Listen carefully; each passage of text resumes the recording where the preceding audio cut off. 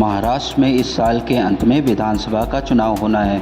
सभी राजनीतिक दल आगामी विधानसभा चुनाव को लेकर अपनी अपनी तैयारियां कर रहे हैं। इसी बीच राष्ट्रवादी कांग्रेस पार्टी शरद पवार गुट ने बुधवार को आरएसएस से जुड़े मराठी साप्ताहिक में छपी एक रिपोर्ट का हवाला देकर सत्ताधारी गठबंधन महायुति में खलबली मचा दी है। एनसीपी शरद पवार गुट ने मराठी साप्ताहिक में छपी खबर का हवाला देते हुए कहा कि बीजेपी महाराष्ट्र में उप मुख्यमंत्री अजीत पवार के नेतृत्व वाली एनसीपी को महायुति गठबंधन छोड़ने के लिए संदेश भेज रही है।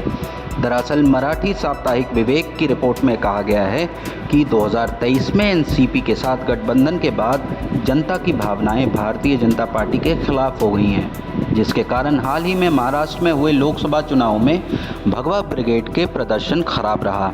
वहीं इस मामले में पत्रकारों से बात करते हुए एनसीपी शरद पवार गुट के प्रवक्ता क्लाइड क्रेस्टो ने कहा कि लोकसभा चुनाव में मिली हार के बाद बीजेपी महाराष्ट्र में आगामी विधानसभा चुनाव जीतने की कोशिश कर रही है, लेकिन उनको लगता है कि अजीत पवार के नेतृत्व वाली पार्टी के साथ उनके पार्टी का गठबंधन उसकी चुनावी जीत की संभावनाओं को नुकसान पहुंचाएगा।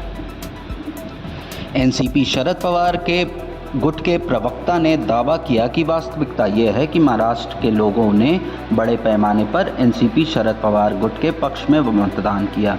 हालांकि बीजेपी भी पूरे मामले में सावधानी से काम कर रही है, क्योंकि वह चुनाव जीतना चाहती है, लेकिन उप मुख्यमंत्री अजीत पवार के नेतृत्व वाली एनसीपी के साथ उसका गठबंधन उन्हें चुनाव हारने पर मजबूर कर देगा, जैसा कि लोकसभा चुनाव में हुआ था।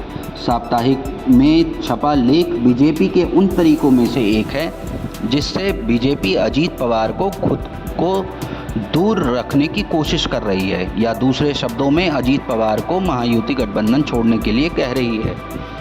एनसीपी शरद पवार गुट के प्रवक्ता क्रेस्टो ने कहा कि आरएसएस से जुड़े प्रकाशन ने कुछ सप्ताह पहले भी इसी तरह की सामग्री वाला एक और लेख लिखा था। क्रेस्टो ने तर्क दिया कि महाराष्ट्र के मतदाताओं ने बीजेपी के एनसीपी और मुख्यमंत्री शिंदे के नेतृत्व वाली शिवसेना के साथ गठबंधन को स्वीकार नहीं किया है।